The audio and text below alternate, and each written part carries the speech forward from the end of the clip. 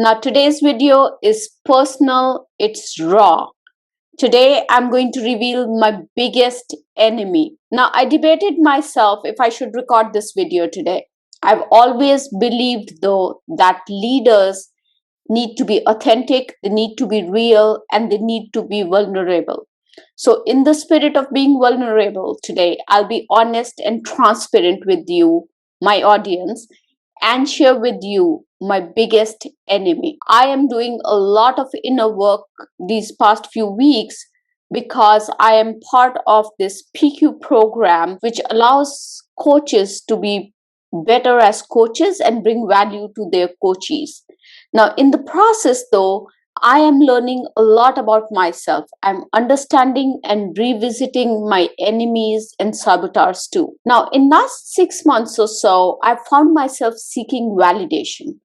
Validation that I am a good mother, validation that I'm a good daughter, validation that I am a good business leader, and validation that I'm making an impact on this world. This is despite winning numerous awards, being recognized as top 100 global influencers by Pictail Media, speaking at various events, delivering a very successful EVA summit, and leading a successful acquisition at work.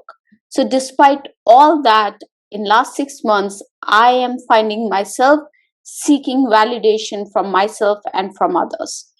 Now, this is not imposter syndrome. This is actually more than that. This is essentially, me judging myself and me judging my circumstances. And I've been judging myself after every conversation, after every action, seeking validation from myself and from others that I am making an impact. Now, in last 6 months, I've also been judging my circumstances. Typically, when I take on a new job, I set a success criteria for myself. I've done that for every new role that I've taken in past 10 years. And this time around, I find that despite being acknowledged for all the contributions that I've made, I am still seeking validation. I'm still not confident that I'm making the impact that I should be making. And I am also postponing my happiness. That target of when I will be happy is constantly moving for me nowadays. As I do all this inner work, I actually realize that we all have this inner judge, and that is my biggest enemy. So, yes, there I said it. My biggest enemy is my judge. And this week, I'm doing a lot of work to identify what techniques work for me to weaken this inner judge. Although I've addressed this enemy numerous times in my past, and I've done that very successfully, what I did not know is that this enemy is going to creep back again into my life. And really, this enemy has come back again, this time in a new form. And I wasn't able to see this enemy, my enemy, which is my inner judge, because this inner judge made me feel that I was doing the right thing by seeking validation despite the data points and despite the facts that I was moving in the right direction. This judge was confusing discernment with judgment, and this judge was forcing me to think in a way that was not being helpful for me.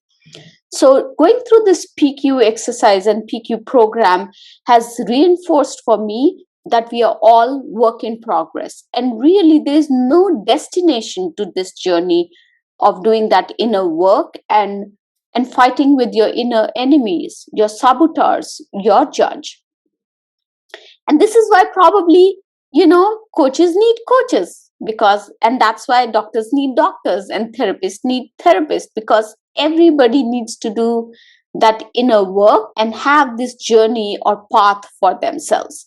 So that is it. That is my inner enemy, my inner judge.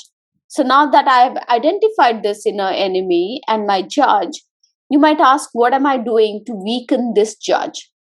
There are 3 techniques that I'm specifically using to weaken my inner judge and my biggest enemy.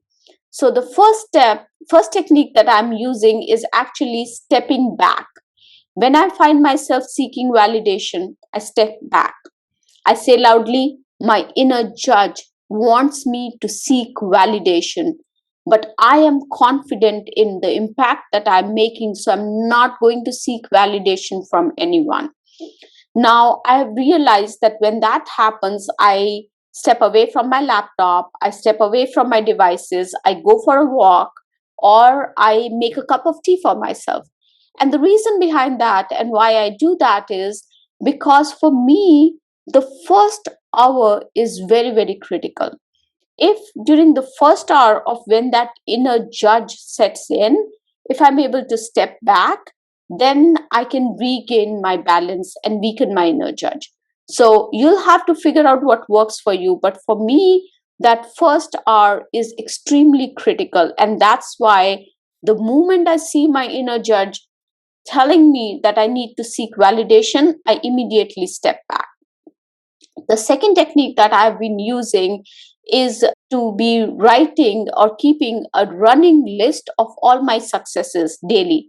So these are all small little successes.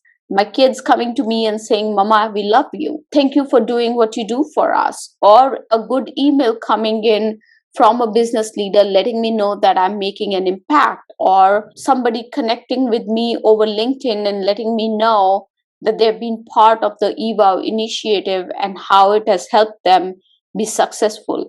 All these go in the running list because this is such a powerful step for me. This helps me continuously keep my inner judge in check because I know that I'm making an impact. The third technique that I use is actually positive affirmations.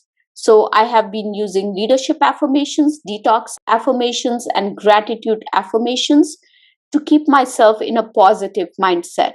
These affirmations are available on Amazon to enable for free. So I will actually add the links to these affirmations in the comment section so that you can download these affirmations as well and use them. I feel these affirmations are a very powerful way to keep myself grounded and in my positive mind frame that I need to be able to weaken my inner judge, my biggest enemy. So those were my three techniques that I have been using to weaken my inner judge, and I've been using them successfully. I would love to hear from you if you try out these techniques, if they have helped you or not.